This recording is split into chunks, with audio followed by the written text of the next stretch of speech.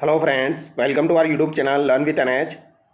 आज के शानदार वीडियो के अंदर हम दोस्तों पटवार भर्ती परीक्षा से संबंधित एक पेपर के बारे में चर्चा करेंगे।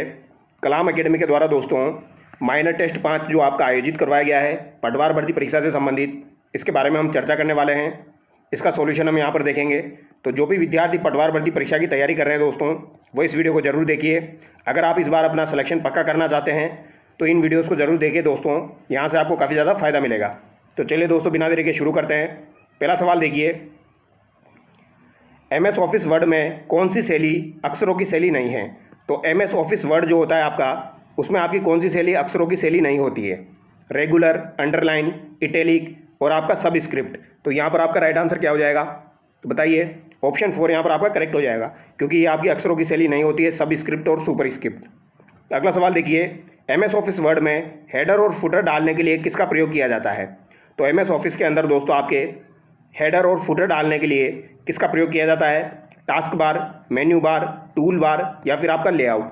तो यहाँ पर किसका प्रयोग किया जाता है दोस्तों? तो ये आपके मेन्यू बार का यहाँ पर प्रयोग किया जाता है। अगला सवाल देखिए, एमएस ऑफिस में किस कमांड द्वारा किसी पैराग्राफ के बैकग्राउंड का रंग बदल सकते हैं? तो एमएस ऑफिस में कौन सी कमांड के द्वारा पैराग्राफ के बैकग्राउंड का रंग बदला जा सकता है? तो ये शेडिंग के द्वारा आपका बदला जा सकता है। अगला सवाल देखिए, माइक्रोसॉफ्ट पावर पॉइंट में स्लाइड लेआउट का प्रकार नहीं है। तो माइक्रोसॉफ्ट पावर पॉइंट जो है आपका, इसमें स्लाइड लेआउट का प्रकार यहाँ पर आपका कौन सा नहीं है? तो इसमें टाइटल स्लाइड आपकी होती है, टाइटल और कंटेंट आपका होता है। इसके अलावा टाइटल ओनली आपकी होती है दोस्तों, टेक्स्ट ओनली आपकी यहाँ पर नहीं होती है। तो ऑप्शन 4 यहाँ पर आपका गलत हो जाएगा। अगला सवाल देखिए, एमएस पावर पॉइंट में अपनी प्रस्तुति को प्रत्येक स्लाइड का लघु चित्र क्रमानुसार देखने के लिए निम्न में से किसका प्रयोग किया जाता है? तो यहाँ पर किसका प्रयोग किया जाएगा? तो इस स्लाइड शॉट रिव्यू का प्रयोग किया जाता है। ऑप्शन 4 यहाँ पर आपका करेक्ट होगा। अगला सवाल देखिए, कंप्यूटर प्रोग्रामिंग में प्रयुक्त होने वाली 3 प्रकार की बुनियादी भाषाएं कौन सी है? तो 3 प्रकार की बुनियादी भाषाएं आपसे पूछी गई है। तो ये आपकी कौन कौन सी हो जाएगी? मशीन, असेंबली और हाई लैंग्वेज हो जाएगी। तो मशीन, असेंबली और आपकी हाई लेवल लैंग्वेज जो है दोस्तों, ये आपकी कंप्यूटर प्रोग्रामिंग की बुनियादी भाषाएं हैं। अगला सवाल देखिए, विंडोज़ का नवीनतम वर्जन कौन सा है? तो विंडोज़ का अगर नवीनतम वर्जन आपसे पूछा जाए तो ये कौन सा हो जाएगा आपका? तो विंडोज़ 11 आपका जो है वह नवीनतम वर्जन हो जाएगा। अगला सवाल देखिए, क्वेश्चन नंबर 53 देखिए दोस्तों, किसके लिए इंटरप्रेटर ट्रांसलेटर की तरह प्रयोग में लिया जाता है? तो हाई लेवल लैंग्वेज जो होती है दोस्तों, उनके लिए आपका इंटरप्रेटर ट्रांसलेटर की तरह प्रयोग में लिया जाता है। ऑप्शन 2 यहाँ पर आपका करेक्ट होगा। किसी सॉफ्टवेयर में आने वाली त्रुटियों को हटाने के लिए सॉफ्टवेयर के द्वारा दिया जाने वाला ऑब्जेक्ट कोड होता है। तो किसी सॉफ्टवेयर में आने वाली त्रुटियों को हटाने के लिए सॉफ्टवेयर के द्वारा दिया जाने वाला ऑब्जेक्ट कोड आपका कौन सा होता है? तो बताइए इसका राइट आंसर क्या होगा दोस्तों? तो राइट आंसर यहाँ पर आपका हो जाएगा पेज। ऑप्शन 2 यहाँ पर आपका करेक्ट होगा। अगला सवाल देखिए, निम्नलिखित में से असत्य कथन का चयन कीजिए। तो यहाँ पर असत्य कथन का आपको चयन करना है। वर्म बूटिंग में कंप्यूटर सिस्टम पावर्ड ऑन अवस्था से शुरू होता है। कर्नेल लाइनक्स सिस्टम का कोर होता है। फोल्डर तथा डायरेक्टरी का कोई एक्सटेंशन नहीं होता। BIOS को रैम में ही स्टोर किया जाता है। तो BIOS जो होता है दोस्तों, इसको आपका रैम में स्टोर नहीं किया जाता है, इसका आपका रोम में स्टोर किया जाता है। तो ऑप्शन 4 यहाँ पर आपका गलत हो जाएगा। ठीक है, बाकी तीनों कथन यहाँ पर सही है। वर्म बूटिंग में कंप्यूटर सिस्टम पावर्ड ऑन अवस्था में ही शुरू होता है। कर्नेल जो है लाइनक्स सिस्टम का कोर होता है। फोल्डर तथा डायरेक्टरी का कोई एक्सटेंशन नहीं होता है। अगला सवाल देखिए, निम्न में से कौन सा सिंगल यूज़र ऑपरेटिंग सिस्टम है? तो सिंगल यूज़र ऑपरेटिंग सिस्टम आपका कौन सा हो जाएगा? तो ये MS DOS आपका हो जाएगा। कौन सा हो जाएगा दोस्तों? MS DOS हो जाएगा। अगला सवाल देखिए, क्वेश्चन नंबर 57, निम्न में से कौन सा डॉक्यूमेंट फाइल फॉर्मेट है? तो कौन सा डॉक्यूमेंट यहाँ पर फाइल फॉर्मेट है आपका? .exe, .bak, .3gp, .odt। तो यहाँ पर आपका डॉक्यूमेंट फाइल फॉर्मेट आपका कौन सा हो जाएगा, ये आपको बताना है दोस्तों। तो ये आपका .odt हो जाएगा। पुराने MS DOS FAT फाइल प्रणाली में बेस फाइल नाम की अधिकतम लंबाई क्या होती है? तो इसकी अधिकतम लंबाई आपकी क्या हो जाएगी? 8 हो जाएगी। अगला सवाल देखिए, माइक्रोसॉफ्ट वर्ड 2021 में टेम्पलेट फाइल का एक्सटेंशन क्या है? तो टेम्पलेट फाइल जो होती है दोस्तों, इसका एक्सटेंशन क्या हो जाएगा आपका माइक्रोसॉफ्ट वर्ड 2021 में? सिंपल सा सवाल है, ये सवाल आपका पूछा जा सकता है। तो .dotx हो जाएगा दोस्तों। ऑप्शन 3 यहाँ पर आपका करेक्ट होगा। MS ऑफिस के क्लिपबोर्ड में अधिकतम कितने आइटम सेव हो सकते हैं? तो MS ऑफिस का जो आपका क्लिपबोर्ड होता है दोस्तों, वहाँ पर कितने आइटम को आप सेव कर सकते हो? तो 24 आइटम जो है वहाँ पर सेव हो सकते हैं। यहाँ पर आपका राइट आंसर ऑप्शन 3 हो जाएगा। अगला सवाल देखिए, MS वर्ड में डॉक्यूमेंट को प्रिंट करने के लिए प्रयुक्त शॉर्टकट कुंजी है। तो MS ऑफिस में डॉक्यूमेंट को प्रिंट करने के लिए प्रयुक्त शॉर्टकट कुंजी यहाँ पर कौन सी हो जाएगी? तो ऑप्शन के हिसाब से आपको आंसर करना है। यहाँ पर आपका राइट आंसर क्या हो जाएगा दोस्तों? Ctrl+Shift+F12 हो जाएगा। ऑप्शन 4 यहाँ पर आपका करेक्ट होगा। अगला सवाल देखिए, MS एक्सेल में संख्याओं का बाय डिफ़ॉल्ट अलाइनमेंट क्या होता है? तो संख्याएं जो होती है दोस्तों, उनका बाय डिफ़ॉल्ट अलाइनमेंट क्या होता है? देखो इस तरीके से लिखा जाता है A12 या B2 C3। तो अगर संख्याओं का अलाइनमेंट देखा जाए तो किस प्रकार का अलाइनमेंट आपका होता है? राइट अलाइनमेंट होता है। तो ऑप्शन 3 यहाँ पर आपका करेक्ट हो जाएगा। ठीक है, ये आपका बाय डिफ़ॉल्ट होता है। अगला सवाल देखिए, MS एक्सेल के संदर्भ में निम्न कथनों पर विचार कीजिए। तो MS एक्सेल के संदर्भ में कुछ कथन दिए गए हैं। एक्सेल वर्कशीट में रो को हाइड करने की शॉर्टकट कुंजी Ctrl+9 है। एक्सेल 2007 में 16,384 कॉलम और 1,48,000 आपके 576 रो होती है। एक्सेल के किसी सेल में अधिकतम 32,767 कैरेक्टर प्रदर्शित किए जा सकते हैं। तो इनमें से आपके कौन से कथन सही है, ये आपको बताना है। तो ये आपके तीनों कथन ही सही हो जाएंगे। ठीक है, रो को हाइड अगर आपको करना है तो Ctrl+9 से आप कर सकते हो। और एक्सेल 2007 में आपके कॉलम कितने होते हैं? 16,384 कॉलम होते हैं और 1,48,576 आपकी रो होती है।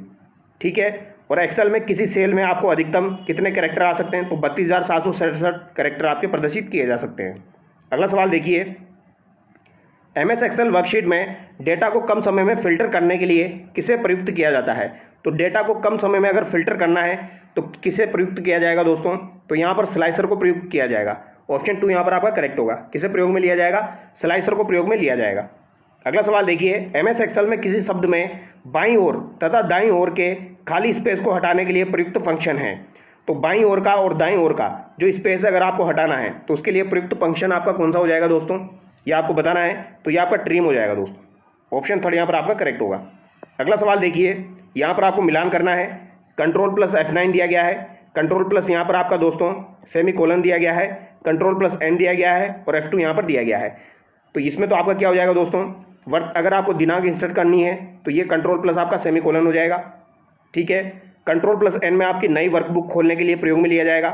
F2 को प्रयोग में लिया जाएगा सेल डेटा को एडिट करने के लिए और Ctrl+F9 को यूज़ में लिया जाएगा वर्तमान विंडो को मिनिमाइज़ करने के लिए। ठीक है, तो यहाँ पर क्या हो जाएगा? 2 1 3 4 आपका होना चाहिए। 2 1 3 4 यहाँ पर आपका होना चाहिए। ठीक है, तो यहाँ पर आपका ऑप्शन 1 करेक्ट हो जाएगा। अगला सवाल देखिए, निम्न में से कौन सा एक्सेल का फंक्शन नहीं है? तो यहाँ पर कौन सा आपका एक्सेल का फंक्शन नहीं है दोस्तों? काउंट होता है, मिनिमम होता है और आपका मैक्सिमम भी होता है। तो काउंट, मिनिमम, मैक्सिमम ये आपके होते हैं। सब्सट्रैक्ट यहाँ पर नहीं होता है। ऑप्शन 4 यहाँ पर आपका करेक्ट हो जाएगा।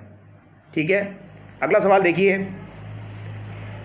MS एक्सेल 2019 डेटा सीट का डिफ़ॉल्ट फ़ॉन्ट है। तो डिफ़ॉल्ट फ़ॉन्ट क्या हो जाएगा MS एक्सेल 2019 डेटा सीट का? तो ये आपका कैलिब्री 11 पॉइंट हो जाएगा दोस्तों। क्या हो जाएगा? कैलिब्री 11 पॉइंट हो जाएगा। MS एक्सेल में अधिकतम जूम साइज प्रतिशत कितना होता है? तो अधिकतम जूम साइज प्रतिशत आपका कितना हो जाएगा दोस्तों? महत्वपूर्ण सवाल है, पूछा जाता है। कितना हो जाएगा? 400 आपका हो जाएगा। तो 400 जो है वो एक्सेल में आप दोस्तों जूम कर सकते हो, ये आप याद रखेंगे। ठीक है, तो 400% तक आप जूम कर सकते हो। अगला सवाल देखिए, निम्न में से कौन सा MS एक्सेल में पेज मार्जिन का प्रकार नहीं है? तो यहाँ पर पेज मार्जिन का प्रकार आपका कौन सा नहीं है, ये आपको बताना है। ठीक है, normal margin, wide margin, narrow margin या ओरिएंटेशन मार्जिन। तो ओरिएंटेशन मार्जिन आपका नहीं होता है दोस्तों। ठीक है, वाइड मार्जिन होता है, नॉर्मल मार्जिन भी होता है, नैरो मार्जिन भी होता है। एक बार आप इनको चला के देखना, एक्सेल को चला के देखना, पावर पॉइंट को चला के देखना, आप इन सवालों को आराम से कर सकते हो। अगला सवाल देखिए, MS पावर पॉइंट में किसी सेलेक्टेड स्लाइड की प्रतिलिपि बनाने के लिए किस शॉर्टकट कुंजी का प्रयोग किया जाता है? तो सिलेक्टेड स्लाइड जो है दोस्तों उसकी प्रतिलिपि अगर आपको बनानी है तो किस शॉर्टकट कुंजी का प्रयोग में लिया जाएगा? यानी डुप्लीकेट बनाना है तो ये Ctrl+D आपका यूज में लिया जाएगा। ऑप्शन 3 यहाँ पर आपका करेक्ट होगा। अगला सवाल देखिए, पावर पॉइंट के संदर्भ में कुछ कथन दिए गए हैं, उन पर विचार करना है। इसमें बाय डिफ़ॉल्ट ओरिएंटेशन लैंडस्केप होता है। तो ये बात तो बिल्कुल सही है। पावर पॉइंट में जो है बाय डिफ़ॉल्ट ओरिएंटेशन हमेशा लैंडस्केप ही आपका होता है। प्रेजेंटेशन का स्लाइड शो वर्तमान स्लाइड शो से शुरू करने हेतु Shift+F5 शॉर्टकट कुंजी प्रयोग में ली जाती है। तो ये बात भी आपकी सही है। प्रेजेंटेशन के हैंडआउट में परिवर्तन करने के लिए हैंडआउट मास्टर का प्रयोग किया जाता है। तो ये बात भी आपकी सही हो जाएगी। तो यहाँ पर आपका राइट आंसर क्या हो जाएगा? 1 2 3 करेक्ट हो जाएगा। अगला सवाल देखिए, निम्न में से कौन सा एक एप्लीकेशन सॉफ्टवेयर है? तो यहाँ पर कौन सा आपका एक एप्लीकेशन सॉफ्टवेयर है? विंडोज़ NT, उबंटू, एंड्रॉयड या ऑटोकेड? तो ऑटोकेड जो है दोस्तों ये आपका एक एप्लीकेशन सॉफ्टवेयर है। ठीक है, अगला सवाल देखिए, BIOS का पूर्ण रूप है, तो ये तो आप बता ही दोगे क्या हो जाएगा, basic input output system. Option third यहाँ पर आपका करेक्ट हो जाएगा। अगला सवाल देखिए, निम्न में से कौन सा हार्डवेयर डिवाइस है? तो यहाँ पर हार्डवेयर डिवाइस आपका कौन सा हो जाएगा, बताइए दोस्तों, हार्डवेयर डिवाइस आपका कौन सा है? तो CPU जो है दोस्तों, ये आपका हार्डवेयर डिवाइस है यहाँ पर। अगला सवाल देखिए, सोर्स प्रोग्राम को ऑब्जेक्ट प्रोग्राम में बदलता है। तो सोर्स प्रोग्राम को ऑब्जेक्ट प्रोग्राम में बदलता है ALU, कंट्रोल यूनिट, असेंबलर या कंपाइलर। तो असेंबलर जो होता है दोस्तों, ये सोर्स प्रोग्राम को ऑब्जेक्ट प्रोग्राम में आपका बदलता है। ऑप्शन थर्ड यहाँ पर आपका करेक्ट हो जाएगा। अगला सवाल देखिए, क्वेश्चन नंबर 77, फाइल स्ट्रक्चर जिसमें बाइनरी कोड स्टोर होता है जो एग्जीक्यूशन करने के लिए लोडर द्वारा मेमोरी से लाया जाता है। तो ये कौन सा आपका हो जाएगा दोस्तों, ये आपका हो जाएगा एग्जीक्यूटेबल फाइल। ऑप्शन 4 करेक्ट होगा। .rar, .zip, .rpm किस प्रकार के एक्सटेंशन है? तो .rar जो है, इसके अलावा .zip जो है दोस्तों, इसके अलावा .rpm आपका है, ये किस प्रकार के आपके एक्सटेंशन हो जाएंगे? कंप्रेस फाइल एक्सटेंशन आपके हो जाएंगे ये। ऑप्शन 1 यहाँ पर आपका करेक्ट होगा। अगला सवाल देखिए, MS वर्ड में मेल मर्ज के लिए लेबल एवं लिफाफे पर मुद्रित होने वाले नामों और पतों की सूची होती है। तो लेबल और लिफाफे जो होते हैं उन पर मुद्रित होने वाले नामों और पतों की सूची होती है, ये किस में होती है दोस्तों? विजार्ड में, डेटा सोर्स में, मेन डॉक्यूमेंट में, न्यू डॉक्यूमेंट में। तो ये आपकी डेटा सोर्स में होती है। निम्न में से किसके तहत संविधान सभा का निर्माण हुआ था? तो संविधान सभा का निर्माण आपका किसके तहत हुआ था, ये आपसे पूछा गया है दोस्तों। अच्छा सवाल है, पूछा जा सकता है। तो मंत्रिमंडलीय योजना के तहत आपका संविधान सभा का निर्माण हुआ था। ठीक है, यहाँ पर इसका आंसर 3 दिया गया है। अगला सवाल देखिए, निम्न में से असंगत का चयन कीजिए। तो यहाँ पर असंगत का आपको चयन करना है दोस्तों। संघ शक्ति समिति जवाहरलाल नेहरू दिया गया है, बिल्कुल सही बात है। प्रांतीय संविधान समिति के अध्यक्ष आपके सरदार पटेल यहाँ पर दिया गया है, तो ये भी बिल्कुल सही हो जाएगा आपका। प्रारूप समिति के अध्यक्ष जवाहरलाल नेहरू नहीं थे दोस्तों, ये तो भीमराव अंबेडकर आपके थे। तो ऑप्शन थर्ड यहाँ पर आपका गलत हो जाएगा। प्रक्रिया नियम समिति के अध्यक्ष आपके कौन हो जाएंगे? डॉक्टर राजेंद्र प्रसाद हो जाएंगे। अगला सवाल देखिए, निम्न में से कौन सी विशेषता भारतीय संविधान में शामिल है? तो कौन सी विशेषताएं भारतीय संविधान की हो जाएगी? संसदीय शासन व्यवस्था हो जाएगी, लोक कल्याणकारी राज्य की स्थापना का आदर्श हो जाएगा, विश्व शांति का समर्थक हो जाएगा, एकात्मक और संज्ञात्मक तत्वों का मिश्रण हो जाएगा। तो यहाँ पर 1 2 3 4 आपका चारों यहाँ पर बातें आपकी सही है। ठीक है, ऑप्शन 4 आपका सही हो जाएगा। अगला सवाल देखिए, निम्नलिखित में से कौन से विषय भारत के संविधान की समवर्ती सूची में शामिल है? तो समवर्ती सूची में आपके कौन कौन से विषय शामिल है, ये आपसे पूछा गया है। तो समवर्ती सूची में एक तो शिक्षा आपकी शामिल है, उसके अलावा बिजली आपकी शामिल है दोस्तों। ठीक है, जनगणना आपकी संघ सूची का विषय है, रेल यहाँ पर आपकी शामिल नहीं है। ठीक है, तो यहाँ पर आपका 1 और 3 करेक्ट होगा। शिक्षा और बिजली जो है ये आपकी समवर्ती सूची में शामिल है। अगला सवाल देखिए, भारतीय संविधान की प्रस्तावना में संशोधन किस संविधान संशोधन द्वारा किया गया? तो ये किस संविधान संशोधन द्वारा किया गया? तो 42वां संविधान संशोधन जो आपका हुआ था, इसके तहत आपका SPA जोड़ा गया था दोस्तों। ठीक है, ये आप याद रखना। तो भारतीय संविधान की प्रस्तावना में संशोधन किस संविधान संशोधन से जोड़ा गया था? 42वें संविधान संशोधन से किया गया था। अगला सवाल देखिए, संविधान सभा द्वारा भारतीय संविधान को कब अंगीकृत एवं अधिनियमित किया गया? तो अंगीकृत और अधिनियमित कब किया गया था दोस्तों? तो मिति मार्गशीर्ष शुक्ल सप्तमी संवत 2006 विक्रमी को किया गया था दोस्तों। ठीक है, तो यहाँ पर मिति मार्गशीर्ष शुक्ल सप्तमी विक्रम संवत 2006 हो जाएगा। ऑप्शन 3 यहाँ पर आपका करेक्ट होगा। ठीक है, अगला सवाल देखिए, क्वेश्चन नंबर 86 देखिए दोस्तों, भारतीय संविधान के मौलिक अधिकारों की व्यवस्था पुलिस के सिपाही के दृष्टिकोण से की गई, न कि एक स्वतंत्र और संघर्षशील राष्ट्र की दृष्टि से। मूल अधिकार के संबंध में उक्त कथन किसने कहा था? तो ये कथन किसके द्वारा कहा गया है? सोमनाथ लाहिड़ी के द्वारा ये कथन आपका कहा गया है। भारतीय संविधान में मौलिक अधिकारों की व्यवस्था जो है वो पुलिस के सिपाही के दृष्टिकोण से की गई है, न कि एक स्वतंत्र और संघर्षशील राष्ट्र की दृष्टि से। ये कथन आपका सोमनाथ लाहिड़ी का हो जाएगा। अगला सवाल देखिए, निम्न में से कौन सा शोषण के विरुद्ध अधिकार में सम्मिलित नहीं है? तो शोषण के विरुद्ध जो आपका अधिकार दिया गया है दोस्तों आर्टिकल 23-24 में, तो इसमें आपका कौन सा सम्मिलित नहीं है? तो मानव के क्रय विक्रय पर रोक यहाँ पर सम्मिलित है, बेगार पर रोक सम्मिलित है, बाल श्रम का निषेध यहाँ पर सम्मिलित है, लेकिन दिव्यांगों के कार्य का नियोजन पर रोक ये यहाँ पर सम्मिलित नहीं है। ऑप्शन 4 आपका गलत हो जाएगा। अगला सवाल देखिए, निम्नलिखित में से सर्वोच्च न्यायालय ने किस वाद में कहा कि चुप रहने की स्वतंत्रता अनुच्छेद 19 क के अधीन मूल अधिकार है? तो ये किस वाद में कहा गया है? ये आपसे पूछा गया है किस वाद में ये कहा गया है कि 19A जो है आपका 19 क, इसके अनुसार चुप रहने की स्वतंत्रता जो है दोस्तों वो मूल अधिकार है। तो ये किस वाद में आपका कहा गया है? अच्छा सवाल है, यहाँ पर आपका राइट आंसर हो जाएगा इमैनुअल बनाम केरल राज्य। इमैनुअल बनाम केरल राज्य। अगला सवाल देखिए, अनुच्छेद 25 के अंतर्गत वर्णित शब्द हिंदुओं के अंतर्गत सम्मिलित है। तो हिंदुओं में आपके कौन कौन से सम्मिलित है जो कि अनुच्छेद 25 में दिए गए हैं? तो यहाँ पर पारसी आपके सम्मिलित नहीं है हिंदू में, सिख सम्मिलित है, जैन सम्मिलित है और बौद्ध सम्मिलित है। तो यहाँ पर आपका राइट आंसर 2, 3 और 4 आपका हो जाएगा, यानी ऑप्शन 1 यहाँ पर आपका करेक्ट हो जाएगा। ठीक है, अगला सवाल देखिए, संविधान के किस अनुच्छेद के तहत राज्य भारत के समस्त राज्य क्षेत्र में नागरिकों के लिए एक समान नागरिक संहिता लागू करने वाला उपबंध करेगा? तो ये अनुच्छेद 44 में करेगा। ऑप्शन 4 में आपकी समान नागरिक संहिता दी गई है, यानी अनुच्छेद 44 में। अगला सवाल देखिए, नीति निर्देशक तत्वों के अनुसार राज्य में निम्न में से किन आधारों पर लोक सहायता पाने का अधिकार प्राप्त कराने का उपबंध करेगा? तो लोक सहायता पाने का अधिकार प्राप्त कराने का उपबंध करेगा बेरोजगारी, बुढ़ापा, निःशक्तता, बीमारी। सही विकल्प का आपको चयन करना है। तो बताइए इसका राइट आंसर क्या हो जाएगा दोस्तों? तो बेरोजगारी, बुढ़ापा, बीमारी और निःशक्तता, इन चारों चीज़ों के आधार पर दोस्तों आपको लोक सहायता पाने का अधिकार उपबंध कराएगा। ठीक है, नीति निर्देशक तत्वों के अनुसार। ऑप्शन 3 यहाँ पर आपका करेक्ट हो जाएगा। अगला सवाल देखिए, उद्योगों के प्रबंध में कर्मकारों की भागीदारी सुनिश्चित करने संबंधी प्रावधान संविधान के किस अनुच्छेद में है? तो दोस्तों उद्योगों के प्रबंध के बारे में जो कर्मकारों की भागीदारी होती है उनको सुनिश्चित करने के प्रावधान किस में आपके दिए गए हैं? ये आपसे पूछा गया है, ये आपके 43 क में दिए गए हैं। अगला सवाल देखिए, निम्नलिखित में से किस समिति का संबंध मौलिक कर्तव्यों से नहीं है? तो कौन सी समिति ऐसी है जिसका संबंध मौलिक कर्तव्यों से नहीं है? तो स्वर्ण सिंह समिति की सिफारिश पर आपके मौलिक कर्तव्य जोड़े गए थे। इसके अलावा वर्मा समिति जो है दोस्तों, ये आपकी 1999 की समिति हो जाएगी। ठीक है, इन दोनों का संबंध जो है ये आपका किससे हो जाएगा? मौलिक कर्तव्य से हो जाएगा। रामनंदन समिति का संबंध आपका मौलिक कर्तव्य से नहीं है, तो यहाँ पर केवल थर्ड जो है ये आपका गलत हो जाएगा। ठीक है, इसका संबंध आपका मौलिक कर्तव्य से नहीं है। अगला सवाल देखिए, निम्न में से कौन सा मूल कर्तव्यों के अंतर्गत सम्मिलित नहीं है? तो यहाँ पर कौन सा आपका मूल कर्तव्यों के अंतर्गत सम्मिलित नहीं है दोस्तों? भारत की संप्रभुता, एकता और अखंडता की रक्षा, ये सम्मिलित है आपका। सार्वजनिक संपत्ति की सुरक्षा भी सम्मिलित है मौलिक कर्तव्यों में। देश की रक्षा भी आपकी सम्मिलित है। श्रमिकों को प्रबंधन में भागीदारी देना, ये आपका सम्मिलित नहीं है मौलिक कर्तव्यों में। ठीक है, आपके 11 मौलिक कर्तव्य उनमें ये सम्मिलित नहीं है। संविधान के किस अनुच्छेद के तहत राष्ट्रपति किसी मामले में सर्वोच्च न्यायालय से परामर्श लेने की शक्ति प्रदान की गई है? तो राष्ट्रपति किसी मामले में दोस्तों सर्वोच्च न्यायालय से परामर्श ले सकता है, ये 143 में आपका प्रावधान किया गया है। अगला सवाल देखिए, निम्न में से कौन सा संवैधानिक पदाधिकारी राष्ट्रपति के प्रसाद पर्यंत अपने पद पर आसीन रहता है? तो राष्ट्रपति के प्रसाद पर्यंत कौन पद धारण करता है? तो राज्यपाल और महान्यायवादी जो है दोस्तों, ये आपके राष्ट्रपति के प्रसाद पर्यंत पद धारण करते हैं, लेकिन उच्च न्यायालय का न्यायाधीश ये आपका राष्ट्रपति के प्रसाद पर्यंत पद धारण नहीं करता है दोस्तों।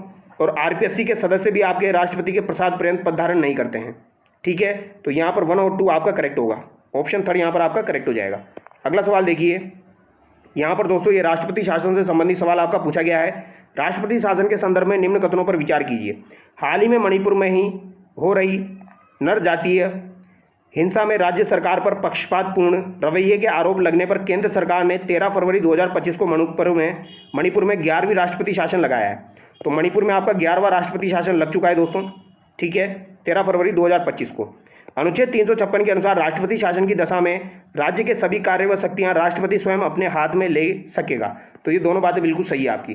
ठीक है, राष्ट्रपति 356 के तहत सारे कार्य अपने हाथ में ले सकेगा, तो यहाँ पर दोनों कथन आपके सत्य हो जाएंगे। संघीय मंत्रिपरिषद सामूहिक रूप से लोकसभा के प्रति उत्तरदायी होगी। तो सामूहिक रूप से लोकसभा के प्रति उत्तरदायी होगी, सामूहिक रूप से लोकसभा के प्रति उत्तरदायी होगी। इसका उल्लेख आपका किस अनुच्छेद में किया गया है, ये आपको बताना है। अच्छा सवाल है आपका दोस्तों, पूछा जा सकता है। तो यहाँ पर आपका 75 थर्ड जो है बिल्कुल करेक्ट हो जाएगा। ठीक है, 75 थर्ड में दोस्तों सामूहिक रूप से लोकसभा के प्रति उत्तरदायी होगी, ये आपका दिया गया है। अगला सवाल देखिए, निम्नलिखित में से कौन सा एक प्रधानमंत्री का कर्तव्य नहीं होगा? तो यहाँ पर कौन सा आपका एक प्रधानमंत्री का कर्तव्य नहीं होगा दोस्तों? वह संघ सरकार के प्रशासनिक व विधायी मामलों से संबंधित मंत्रिपरिषद के विनिश्चय की सूचना राष्ट्रपति को देगा। तो ये बात तो सही है, ये तो उसका कर्तव्य है। वह संघ सरकार के प्रशासनिक और विधायी मामलों से संबंधित सूचना राष्ट्रपति मांगे तो उसे देगा, ये बात भी आपकी सही हो जाएगी। किसी विषय पर संबंधित मंत्री ने विनिश्चित कर लिया लेकिन मंत्रिपरिषद ने विचार न किया हो, राष्ट्रपति की अपेक्षा किए जाने पर वह उसे मंत्रिपरिषद के समक्ष विचार हेतु रखेगा। तो ये बात भी आपकी सही हो जाएगी। वह मंत्रिपरिषद के निर्णयों की गोपनीयता को सुनिश्चित करेगा। तो ये बात आपकी गलत हो जाएगी, ये उसका कर्तव्य नहीं है। अगला सवाल देखिए, लोकसभा में अब तक कितनी बार अविश्वास प्रस्ताव लाए गए हैं? तो अविश्वास प्रस्ताव लोकसभा में कितनी बार लाए गए हैं? तो बताइए दोस्तों। तो ये आपके 27 बार लाए जा चुके हैं। वर्तमान में केंद्रीय मंत्रिमंडल में कितनी महिला कैबिनेट मंत्री है? तो कितनी आपकी महिला कैबिनेट मंत्री हो जाएगी? तो 2 महिला कैबिनेट मंत्री आपकी हो जाएगी केंद्रीय मंत्रिमंडल में। अगला सवाल देखिए, 1919 के अधिनियम के अंतर्गत केंद्रीय विधानसभा तथा राज्य परिषद का कार्यकाल क्रमशः कितना निर्धारित किया गया? तो कितना आपका कार्यकाल निर्धारित किया गया है दोस्तों 1919 के नियमानुसार केंद्रीय विधानसभा और राज्य परिषद का? तो केंद्रीय विधानसभा का तो 3 वर्ष और आपका राज्य परिषद का 5 वर्ष, ये आप याद रखेंगे 1919 के नियम के अनुसार। भारतीय शासन अधिनियम 1935 के द्वारा किस अनुसूची के तहत शक्तियों का विभाजन किया गया? तो ये सब पता होगा आपको। शक्तियों का विभाजन जो है ये 7वीं अनुसूची के तहत आपका किया गया था। ऑप्शन 4 यहाँ पर आपका करेक्ट हो जाएगा। अगला सवाल देखिए, निम्नलिखित में से संविधान के किस अनुच्छेद में यह उपबंधित है कि उच्चतम न्यायालय अभिलेख न्यायालय होगा? तो उच्चतम न्यायालय आपका एक अभिलेख न्यायालय होगा, यह अनुच्छेद 129 में आपका दिया गया है। ऑप्शन 2 यहाँ पर आपका करेक्ट हो जाएगा। अगला सवाल देखिए, निम्न कथनों पर विचार कीजिए। वर्तमान में सर्वोच्च न्यायालय के न्यायाधीशों की नियुक्ति कॉलेजियम प्रणाली के आधार पर की जाती है। तो ये बात तो बिल्कुल सही है। सर्वोच्च न्यायालय का न्यायाधीश 62 वर्ष की आयु तक अपने पद पर बना रह सकता है। तो क्या ये बात सही है? ये बात आपकी गलत हो जाएगी दोस्तों। वो 65 वर्ष तक जो है पद पर बना रह सकता है। तो ये बात आपकी गलत हो जाएगी। ऑप्शन 1 यहाँ पर आपका केवल सही हो जाएगा। अगला सवाल देखिए, के संतानम समिति का संबंध है। तो के संतानम समिति जो है दोस्तों इसका संबंध आपका किससे हो जाएगा? तो सतर्कता आयोग से इसका संबंध हो जाएगा। अगला सवाल देखिए, योजना आयोग के स्थान पर सहकारी संघवाद को बढ़ावा देने के लिए स्थापित नीति आयोग के संदर्भ में नीति का पूरा नाम है। तो नीति का पूरा नाम आपका क्या हो जाएगा दोस्तों? तो ये आपका हो जाएगा national institution for transforming India. यहाँ पर ऑप्शन 1 आपका करेक्ट हो जाएगा, national institution for transforming India. अगला सवाल देखिए, राष्ट्रीय पिछड़ा वर्ग आयोग को संवैधानिक दर्जा कौन से संविधान संशोधन के द्वारा दिया गया? तो राष्ट्रीय पिछड़ा वर्ग आयोग को दोस्तों संवैधानिक दर्जा आपके कौन से संविधान संशोधन के द्वारा दिया गया है? तो ये आपके 102वें संविधान संशोधन के द्वारा दिया गया है। अगला सवाल देखिए, निम्नलिखित में से कौन से विधेयक संसद में विशेष बहुमत से पारित होते हैं? तो संसद में विशेष बहुमत से आपके कौन से विधेयक पारित होते हैं? तो संविधान संशोधन विधेयक जो है दोस्तों ये आपके विशेष बहुमत से पारित होते हैं। अगला सवाल देखिए, भारतीय संघीय प्रणाली को सहयोगी संघवाद की संज्ञा किसने दी? तो सहयोगी संघवाद की संज्ञा भारतीय संघीय प्रणाली को किसके द्वारा दी गई है? ये आपको बताना है, महत्वपूर्ण सवाल है। ये आपकी ग्रेनविल ऑस्टिन के द्वारा दी गई है। किसके द्वारा दी गई है दोस्तों? ग्रेनविल ऑस्टिन के द्वारा ये दी गई है। ठीक है। अगला सवाल देखिए, केंद्रीय निर्वाचन आयोग के संबंध में असत्य कथन आपको बताना है। इस आयोग का उल्लेख संविधान के अनुच्छेद 324 में मिलता है। तो ये बात तो आपकी सही है। राज्य विधान परिषद के सदस्यों की निरर्ता से संबंधित मामलों पर यह आयोग राज्यपाल को परामर्श देता है। तो राज्य विधान परिषद के सदस्यों की निरर्ता से संबंधित मामलों पर यह आयोग राज्यपाल को परामर्श देता है, केंद्रीय निर्वाचन आयोग। ये बात भी आपकी सही है। मुख्य निर्वाचन आयुक्त का कार्यकाल 6 वर्ष और 62 वर्ष की आयु जो भी पहले हो तक होता है। तो ये बात गलत हो जाएगी। ये आपका 6 वर्ष और 65 वर्ष होता है दोस्तों। ठीक है, ऑप्शन 3 यहाँ पर आपका गलत हो जाएगा। मुख्य निर्वाचन आयुक्त को उसी रीति व आधार पर पद से हटाया जा सकता है जिस रीति और आधार से उच्चतम न्यायालय के न्यायाधीशों को हटाया जाता है। ये बात भी बिल्कुल सही है। अगला सवाल देखिए, संविधान के अनुसार केंद्रीय वित्त आयोग की सिफारिशें भारत सरकार के लिए कैसी होती है? तो केंद्रीय वित्त आयोग द्वारा दी गई सिफारिशें जो होती है वो भारत सरकार के लिए सलाहकारी जो है वो सिफारिशें होती है आपकी। ठीक है। अगला सवाल देखिए, भारत में संविधान के अनुसार संघ लोक सेवा आयोग यानी यूपीएससी की शक्तियों में वृद्धि करने का अधिकार निम्न में से किसको है? तो संघ लोक सेवा आयोग की शक्तियों में वृद्धि करने का अधिकार किसे हो जाएगा? संसद को हो जाएगा। अगला सवाल देखिए, भारत में 16वें वित्त आयोग के अध्यक्ष आपके कौन हो जाएंगे? तो 16वें वित्त आयोग के अध्यक्ष आपके अरविंद पनगड़िया हो जाएंगे दोस्तों। कौन हो जाएंगे? अरविंद पनगड़िया हो जाएंगे। इसके पहले आपके एनके सिंह थे। अगला सवाल देखिए, केंद्रीय पंचायती राज मंत्रालय द्वारा शुरू की गई फुलेरा का पंचायती राज सीरीज की तीसरी व अंतिम फिल्म है। तो फुलेरा का पंचायती राज सीरीज की तीसरी व अंतिम फिल्म है, केंद्रीय पंचायती राज मंत्रालय द्वारा शुरू की गई। तो ये कौन सी हो जाएगी आपकी? तो अलहुआ विकास हो जाएगी। ठीक है, पंचायत तो काफ़ी ज़्यादा चर्चा में है, ये तो आपको पता ही होगा दोस्तों। ठीक है, तो अलहुआ विकास यहाँ पर आपका राइट आंसर हो जाएगा। ऑप्शन 1 यहाँ पर आपका करेक्ट है। अगला सवाल देखिए, world audio visual entertainment summit waves 2025 के बारे में निम्नलिखित में से कौन से कथन आपके सत्य हैं? तो ये सवाल मैं आपको टेलीग्राम पर अपलोड कर चुका था दोस्तों। वेव्स 2025 जो है दोस्तों इसका आयोजन कहाँ पर हुआ था? तो 1 से 4 मई 2025 को जियो वर्ल्ड कन्वेंशन सेंटर मुंबई में इसका आयोजन हुआ था। ठीक है, और इसका आयोजन केंद्रीय संस्कृति मंत्रालय द्वारा किया गया। तो ये बात गलत हो जाएगी क्योंकि इसका आयोजन जो है दोस्तों ये प्रसारण मंत्रालय के द्वारा किया गया था। तो ये बात आपकी गलत हो जाएगी। किसके द्वारा किया गया? प्रसारण मंत्रालय के द्वारा इसका आयोजन किया गया। तो यहाँ पर केवल 1 आपका सत्य है। अगला सवाल देखिए, हाल ही में देशभक्ति की अमर भावना को भावभीनी श्रद्धांजलि देने और राष्ट्र के वीरों को सम्मानित करने हेतु एक देश एक धड़कन पहल किस मंत्रालय ने प्रारंभ की? तो एक देश एक धड़कन पहल जो है ये आपकी संस्कृति मंत्रालय ने प्रारंभ की थी। अगला सवाल देखिए, निम्नलिखित कथनों पर विचार कीजिए। 20 मई 2025 को मिजोरम आधिकारिक रूप से पूर्ण साक्षरता प्राप्त करने वाला भारत का पहला राज्य घोषित किया गया। तो ये बात तो बिल्कुल सही है दोस्तों, ठीक है। पहला राज्य जो आपका पूर्ण साक्षर घोषित किया गया है वो कौन सा है? मिजोरम है, 20 मई 2025 को। शिक्षा मंत्रालय द्वारा पूर्ण साक्षर राज्य का दर्जा प्राप्त करने हेतु 95% साक्षरता दर निर्धारित है। तो ये बात भी आपकी सही है, ठीक है। 95% जो है वो साक्षरता आपकी निर्धारित है। तो दोनों बातें सही है, दोनों कथन यहाँ पर आपके सही हो जाएंगे, 4 करेक्ट होगा। अगला सवाल देखिए, मई 2025 में खान मंत्रालय द्वारा देश में पहली बार 2 पोटास ब्लॉक की नीलामी की गई। वे ब्लॉक्स हैं, तो 2 पोटास ब्लॉक आपके कौन से हो जाएंगे? तो ये झंडावाली, सतीपुरा और जोरकियन सीतापुरा खुंजा ब्लॉक्स हो जाएंगे। ऑप्शन 4 यहाँ पर आपका करेक्ट होगा। अगला सवाल देखिए, हाल ही में संयुक्त राष्ट्र ने किन 2 भारतीय शांति सैनिकों को डेग हैमरशोल्ड मेडल प्रदान किया? तो डेग हैमरशोल्ड मेडल जो है ये किसे प्रदान किया गया है दोस्तों, ये आपको बताना है। तो एक तो आपके ब्रिगेडियर अमिताभ झा को प्रदान किया गया और एक आपके हवलदार संजय सिंह को प्रदान किया गया। तो ये आप याद रखिएगा, ब्रिगेडियर अमिताभ झा और संजय सिंह को डेग हैमरशोल्ड मेडल प्रदान किया गया है संयुक्त राष्ट्र के द्वारा। तो सेकंड और थर्ड यहाँ पर आपका करेक्ट होगा, ऑप्शन थर्ड यहाँ पर आपका सही हो जाएगा, ठीक है। अगला सवाल देखिए दोस्तों, क्वेश्चन नंबर 121, 7वें खेलो इंडिया यूथ गेम्स 2025 के संबंध में निम्न कथनों पर विचार कीजिए। इन खेलों का शुभंकर गज सिंह था। इन खेलों में राजस्थान कुल 60 पदक जीतकर पदक तालिका में शीर्ष स्थान पर रहा। इन खेलों में राजस्थान के खिलाड़ी हंसराज धायल ने डिस्कन थ्रो 1.5 kg स्पर्धा में 63.18 मीटर थ्रो कर राष्ट्रीय रिकॉर्ड बनाया।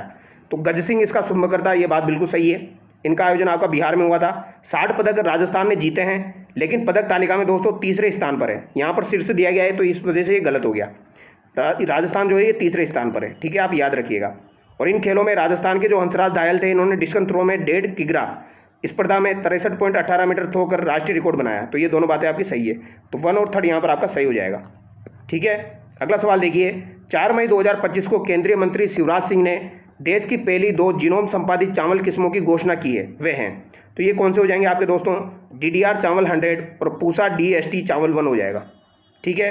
अगला सवाल देखिए, हाल ही में प्रधानमंत्री नरेंद्र मोदी द्वारा DRDO की नई मिसाइल परीक्षण रेंज नवदुर्गा परीक्षण रेंज का उद्घाटन किया गया है। यह कहाँ स्थित है? तो ये आपकी कहाँ स्थित है दोस्तों? नागालैंड का आंध्र प्रदेश में ये आपकी स्थित है। अगला सवाल देखिए, भारत पूर्वानुमान प्रणाली BFS के संबंध में निम्नलिखित कथनों पर विचार कीजिए। यह विश्व की सबसे हाई रिजोल्यूशन मौसम पूर्वानुमान प्रणाली है। इसमें परम और अरुण सुपर कंप्यूटर प्रयोग में लिए गए। तो ये बात आपकी गलत है, 1 यहाँ पर आपका सही है, तो केवल 1 यहाँ पर आपका सही हो जाएगा, ठीक है। अब ये यहाँ पर दोस्तों आपके इंग्लिश के सवाल दिए गए हैं, तो यहाँ पर हमने पूरा कंप्लीट कर लिया है। बाकी इसकी PDF में अपलोड कर दूंगा, तो बाकी सवाल आप खुद से कर लेना। तो चलिए दोस्तों, नेक्स्ट वीडियो मिलते हैं। Thank you so much.